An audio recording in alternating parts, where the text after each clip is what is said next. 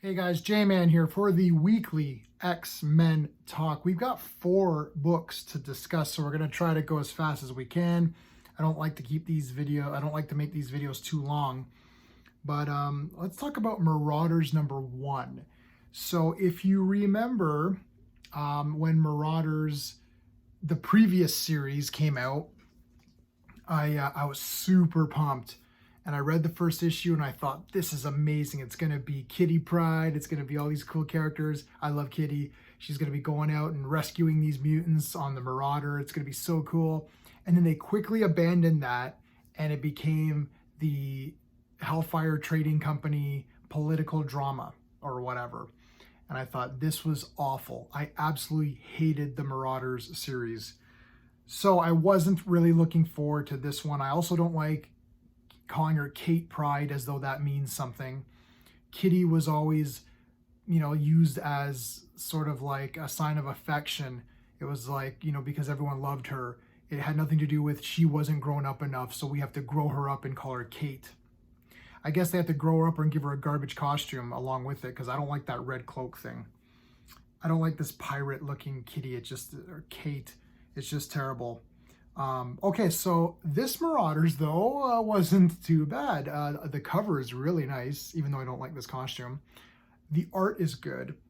I wish Bishop had his 90s costume, man. Like, he was one of the coolest designed characters. Okay. I also don't like Dawkin. I think he's just like a whatever character. I just don't care about him. Tempo is wicked. Aurora is cool. Psylocke obviously is cool. Bishop is awesome, obviously. And I like Kate, even though they gave her this kind of garbage costume. But they do start off by rescuing a mutant, so that's good. And this one had a lot more promise. It looks like they're going to try to stick to this idea that they are actually going to go and help rescue other mutants. So that's cool. Now Kitty has the Kate. I still might call her Kitty. Like, we're talking one of my favorite X-Men characters from like forever ago. So I might still call her that by accident. I'll try to remember to say Kate though. So Kate's got this box that has a message in it from like 100 years or whatever. I don't know how many years ago, like an ancient, there's like some message or something that she sent herself. So it's like, actually, sorry, it's from the future, I think, where she sent it back. Oh, so confusing. Okay. In the meantime, it doesn't matter because she comes, I'm going to show you this. This is awesome. Cassandra Nova. Oh, yeah. This is so cool. She's like digging into Krakoa and like ripping parts out of it or something. What an awesome character. This is all really great. So there's a message saying that it's the first blood spilled. And Cassandra's saying, oh, that the Shi'ar have some mutants or whatever that we should go rescue. So then they decide to go rescue them. I didn't read this. I really hate this kind of crap now. It's like, you know what? Tell your story with, words and pictures. Like, if you're going to just type this out, then just write an X-Men novel and then I'll just read the X-Men novel. I'm not against novels, but comics are comics and novels are novels and they're not the same thing. Cut back to Tempo and Psylocke, who are both great characters. But this was one of the things that I really liked. Jean Grey, her X-Men Red costume. There you go. When I was reading X-Men Red, the previous series, I just loved it. And this Jean Grey is like just like the best. I just love this costume. I wish they would dump that Marvel Girl costume. I do like old school characters and costumes, but that costume is awful. I hate it. But this X-Men Red costume is 10 out of 10. It's like I just had to get that like as a tattoo, and I just love Jean in that outfit. Some pretty good. There's a little bit of action here in the beginning. Not that much. More of this garbage. What else happens here? Cassandra's just a great. So this book was how many pages? It's like 35 pages or something. If this was 25 pages and you just removed a lot of this bullshit stuff, it would have been a lot higher for me. As it is, it's still pretty good. I do like the art and the colors here. And I really like, there's like a thing at the end. I really like these Red Knight characters. Wow. Really cool designs. I'm not going to spoil too much of the rest of the story, like, but like good, like that's very pretty, good colors, vibrant. Maybe because it's digital. Like, look at that, man. That's awesome. Comics are art, right? And the art is important. And I do like the way that, I actually like the way that Kate is drawn here. Perhaps the costume will grow on me, though it hasn't yet.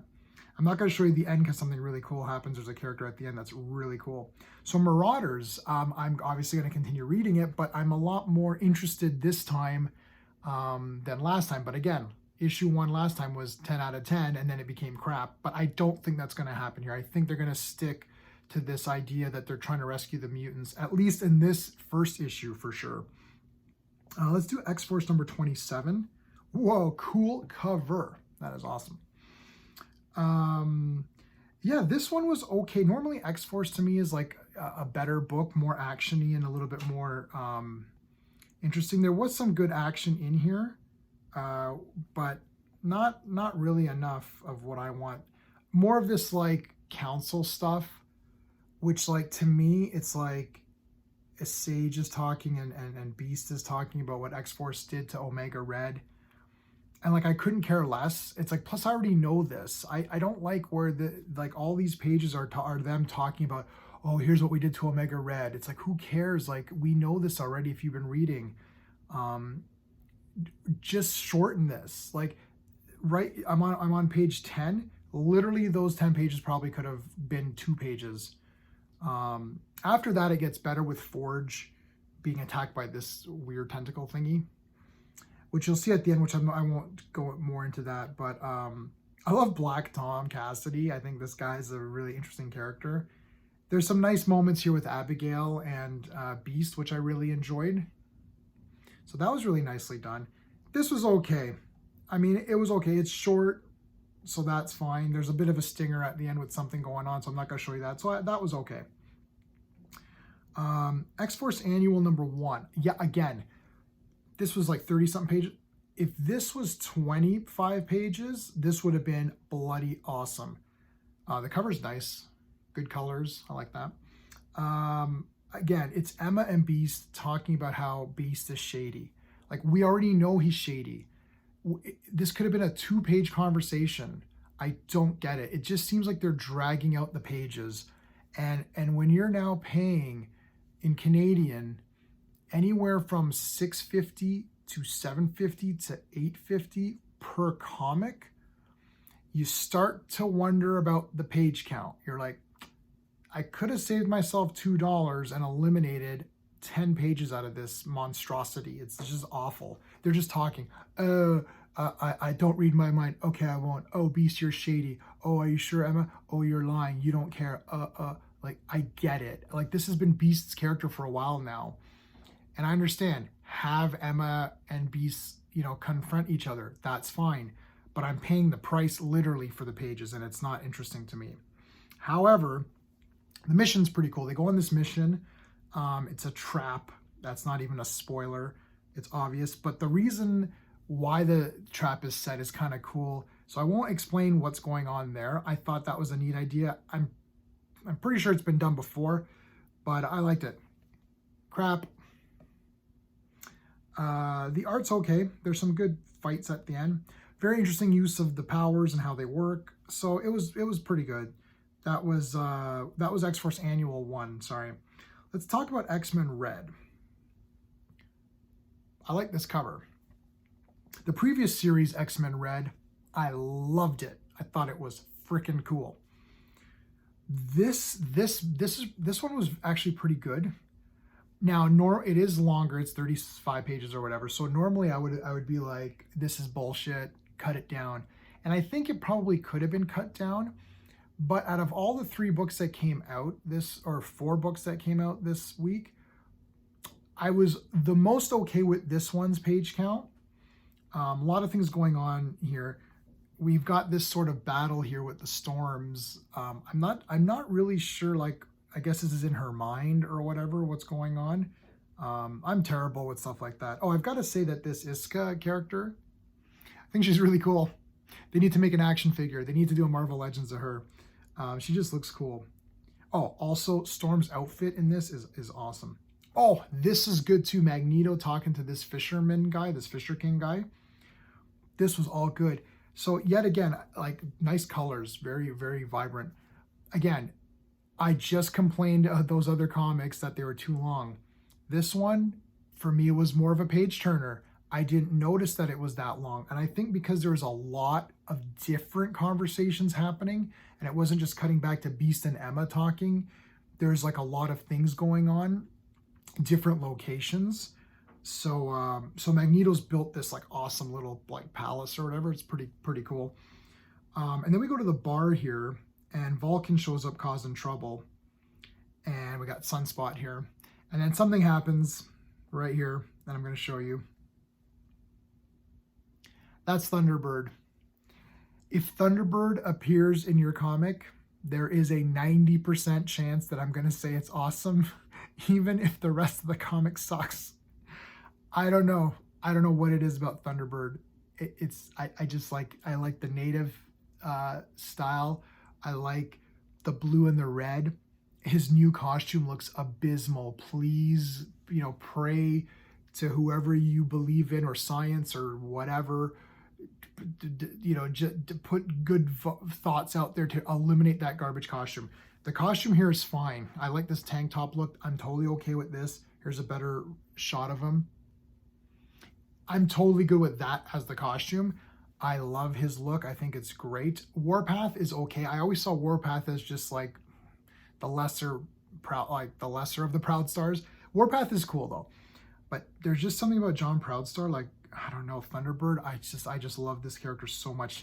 I was going to get a tattoo of him at one point as well. I have a bust, and I think there's one Marvel Legends figure for him, and I've got that Marvel Legends figure and his bust, the Bowen bust.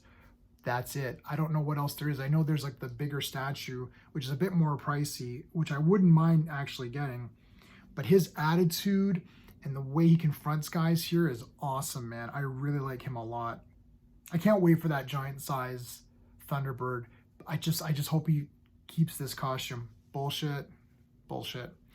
So we got Storm and Iska talking. Pretty interesting stuff here. Really like this look. Like, that's really nicely done.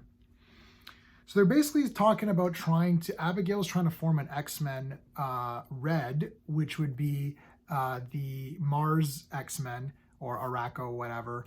I really like this idea that there's this X-Men Red, which is the Mars X-Men. I think that's really neat. So good idea. Whoever thought that one up. Some good stuff happens here. I don't want you, and Magneto here talking with Sunspot, really cool stuff. And this Fisher King guy is really neat. And then the end. I don't know if I should show you. The last page has Storm in sort of a, I guess of a different kind of look.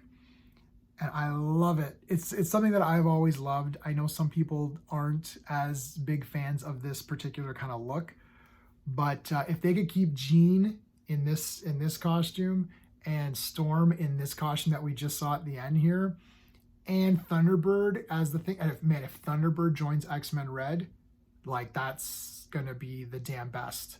Like, I might have to break my digital subscriptions and grab the physical copies, because like if Thunderbird's gonna be in that and he's like a set character, let me know in the comments if you guys know.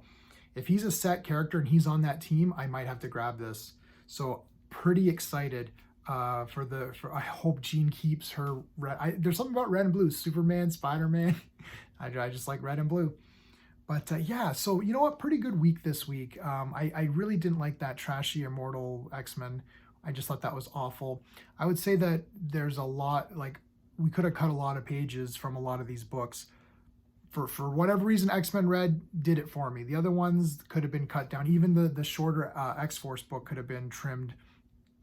I think we need to, kind of get out of this, 2.5 hour movies and 30-page comics. It's like, you need to streamline yourself. Or if you want to make it 30 pages, I'm fine with that, but the price can't go up. Like, comic books in general are way too expensive. You can't collect as much as you can. I'm collecting half this stuff because I make videos, if I was just a leisurely collector, I wouldn't be getting all this stuff. I would literally just go on the sites and be like, okay, who's in this issue? Oh, it's Thunderbird. Okay, I'll grab it. Like I probably wouldn't have bought X-Force, even though I like X-Force. I probably wouldn't have bought Marauders for sure. I would not have picked up.